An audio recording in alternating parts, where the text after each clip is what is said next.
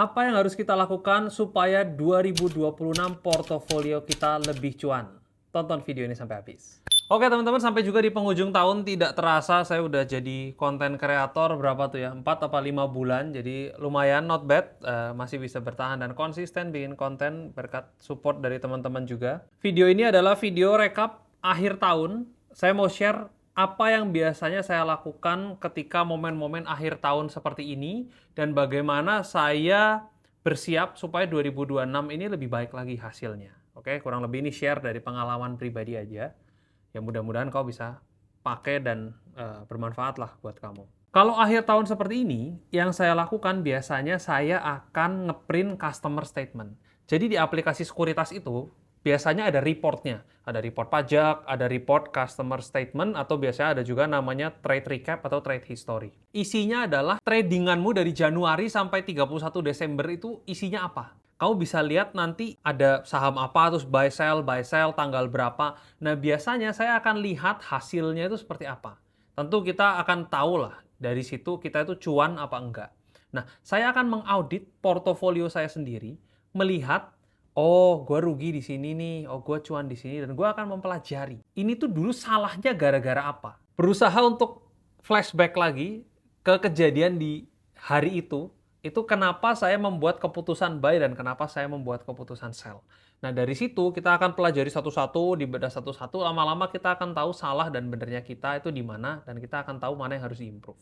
Itu yang biasa saya lakukan. Dari situ, kita juga bisa lihat pengambilan keputusan kita, mana yang berbasis dari trading plan, mana yang berbasis dari FOMO.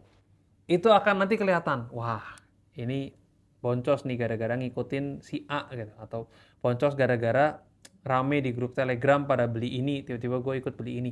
Itu nanti akan terlihat. Nah, kau bisa buang itu supaya di 2026 itu nggak terjadi lagi gitu loh. Jadi setelah dilihat proses pengambilan keputusannya, dilihat hasil akhirnya. Oh, gara-gara gue A, ya rugi gitu. Atau gara-gara gue B, oh ini untung. Kita mau cari apa yang works buat kita. Tujuannya kan begitu. Karena tiap manusia itu beda-beda. Makanya sulit untuk bilang strategi apa sih yang terbaik. Tergantung kamu orangnya seperti apa gitu loh. Jadi nggak bisa satu strategi itu cocok buat semua orang. Ada orang yang adrenalinnya tinggi, mentalnya setebal baja gitu, mentalnya sekuat baja, dia portofolio minus 50% nggak apa-apa. Ada orang yang minus 3% aja hatinya udah deg-degan dan nggak bisa tidur. Jadi akan berbeda strateginya dua manusia ini. Jadi nggak bisa dicocokkan. Makanya kalau bicara kayak, oh ada channel YouTube bilang B, ada channel YouTube bilang A, ada pakar saham ini bilang kayak gini, ada pakar saham ini bilang begini. Yang bener yang mana bang? Gak ada yang bener, gak ada yang salah. Setiap orang punya stylenya masing-masing. Bagaimana kita tahu style mana yang cocok buat kita? Salah satunya adalah dengan melakukan portfolio audit ini. Jadi kita tahu, karena sebenarnya goal investasi itu adalah jangkanya panjang sekali. Saya udah ngomong sampai berbusa sampai capek gitu ya, bahwa investasi itu maraton. Dan tujuan dari investasi sebenarnya adalah supaya uang kita bisa bertumbuh dengan nyaman. Bukan dengan jantungan, bukan nanti kamu ke rumah sakit jiwa gitu, tapi bagaimana uangmu bisa bertumbuh dan nyaman sesuai dengan karakteristikmu masing-masing. Maka trading itu sebetulnya psikologi. Strategi itu, there only so much strategy. Tapi begitu sampai di medan perang, yaitu di market, itu semua udah bener-bener mental sebetulnya. Nanti akan kelihatan dari portofolio audit ini, mana result yang karena kamu tidak disiplin, mana result yang misalnya harusnya cut loss malah EVG down. Harusnya kamu nambah porsi malah jualan. Itu nanti akan kelihatan. Dan kamu harus compare juga ya hasilmu. Misalnya kamu cuan dari saham ABCD 20%. Bagus kan? 20% nggak buruk. Tapi sahamnya ternyata multi-bagger tahun ini naik 300% gitu. Nah berarti ada yang bisa diimprove sebetulnya dari caramu berinvestasi. Dan yang biasanya bisa dilihat tuh seperti ini. Sahamnya sebenarnya naiknya tinggi banget, tapi karena kamu kebanyakan trading, buy sell terus, jadinya return-nya itu tergerus. Karena buy sell kan pertama ada fee-nya, dan juga buy sell ada momentum atau opportunity loss. Nah itu yang nanti kamu lihat. Dan kebanyakan retail trader itu kalahnya di sini. Mereka tuh kurang sabar. Kenapa nggak beli dan diem aja bersabar menunggu, hasilnya juga luar biasa bagus, daripada sebentar-sebentar dijual. Nah itu mungkin refleksi juga buat para retail trader. Apa nggak mending gue diem aja daripada gue harus kayak, oh baru untung 3% udah sell, 3% udah sell. Itu yang bisa kita jadikan refleksi. Nah, Setelah kamu mengaudit portofoliomu, kamu kan udah tahu nih, salahmu di mana, benernya di mana, apa yang bisa diimprove, apa yang bisa diperbaiki, dan apa yang dibuang, maka itu turun menjadi trading plan. Kamu harus menguasai dirimu sendiri, oke? Dari situ kelihatan, oke, gue kayaknya kalau trading nggak bisa deh. Tiap kali trading gue jantungan, atau gue kalau misalnya invest terlalu panjang, nggak bisa. Gue orangnya nggak sabaran. Gue suka adrenalin, gue maunya trading. Oke, semuanya nggak ada yang salah, nggak ada yang benar. Tapi paling nggak kamu tahu, kalau emang kamu trader, ya fokuslah menjadi trader. Kalau kamu adalah investor jangka panjang, then do it gitu loh. Jangan ngomongnya investor jangka panjang, untung 5% udah gemeter pengen TP. Kamu ngomong ke dirimu sendiri, refleksilah gitu loh. Jadi dari situ keluarlah trading plan. Oke, berarti gue harusnya jadi orang yang begini, begini, begini, begini, begini. Strategi gue buat tahun depan ini. Itu kamu set dari sekarang. Nah, setelah kamu set, disiplinlah dengan trading plan yang kamu bikin sendiri. Jangan udah di set, habis itu FOMO lagi, ikut-ikutan lagi, main kayak orang gila lagi. Itu yang harus dihindari ya teman-teman. Pasar modal tuh sebetulnya simple kalau menurut saya yang udah sampai bosen nih belasan tahun. Sebenarnya tuh nggak sulit. Tapi setiap kali kita mengambil keputusan, kita tuh bergelut sama diri sendiri. Aduh, udah harusnya jual nih tapi berharap kayaknya bisa 500% nih. Padahal dia udah untung 100% misalnya. Kadang ada orang yang targetnya itu nggak realistis. Kemudian yang bisa dilakukan lagi adalah upgrade ilmu setiap hari. Jadi saham itu nggak pernah ada selesainya. Jadi jangan pernah merasa pinter, itu penting sekali. Begitu kita merasa pinter, merasa jagoan, biasanya market akan menghukum kita. Jadi jadilah orang yang haus akan ilmu dan belajar terus. Belajar dari mana-mana, nggak ada yang salah. Nanti tinggal kita saring-saring sendiri mana yang cocok buat kita. Dan mungkin di video ini juga aku akan merecap video-video yang sudah aku publish di 2025. Dan saya intisarikan menjadi beberapa tips buat para penonton channel Kevin Darmawan Investing. Yang pertama adalah jangan percaya prediksi market. Kalau ada orang yang bilang, tahun depan resesi, hati-hati, pikir dulu, karena pada kenyataannya, seperti dibahas di videoku juga, mostly nggak akurat gitu loh. Karena apa? Market itu sejatinya unpredictable. Jadilah orang yang reaktif. Maka dari itu belajarlah segala jenis kungfu, supaya apapun kondisi marketnya, kita bisa punya jurus-jurus untuk melawan kondisi market saat itu.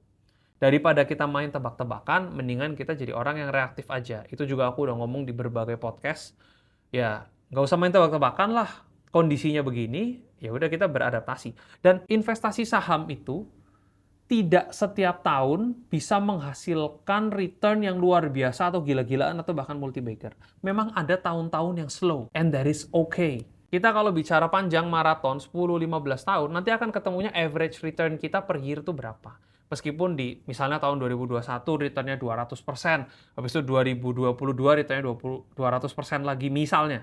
Terus 2023 tahunnya agak slow, cuman untung 10% gitu, which is fine.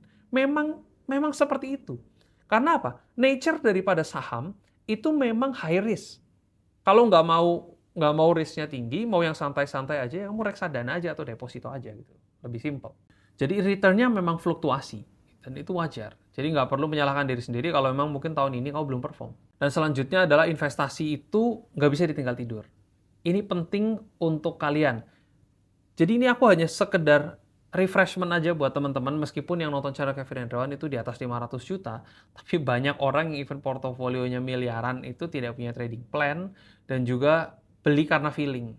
Ya, itu kalau menurutku kurang tepat. Harus ada yang bisa diimprove dari proses investasi ataupun trading kita. Dan kamu harus tahu, kamu itu adalah seorang full-time trader atau bukan. Ini tuh foundational, bener-bener istilahnya, kalau kamu bukan full-time trader, there's only so much that you can do, karena waktumu terbatas, dan mostly waktu bisnis atau waktu kerjamu bersamaan dengan jam buka saham gitu loh. Kalau kamu bisa untung 10-15% dengan nyambi atau dengan tidak full-time menjadi seorang investor saham, kamu tuh sudah melakukan sesuatu yang luar biasa bagus. Jadi be proud of it.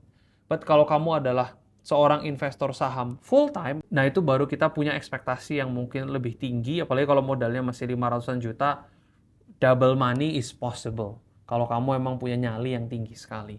Tapi again, nyali yang tinggi berarti high risk, high return. Risknya juga tinggi, jadi kamu harus siap dengan keadaan itu, yang itu nggak mungkin bisa diubah. Terakhir yang saya mau bilang adalah punya target yang terukur. Ini adalah summary dari semuanya. Banyak orang yang sebetulnya doing okay di pasar modal, tapi mereka terlalu FOMO dan ingin kaya secara instan, yang akhirnya dia nggak appreciate apa yang sudah dia capai. Dan juga rentan sekali profitnya itu bisa hilang total karena ya itu nggak tahu diri profitnya, over trading, harusnya market sudah balik arah misalnya dia harus paksa terus trading terus, akhirnya returnnya hilang semua.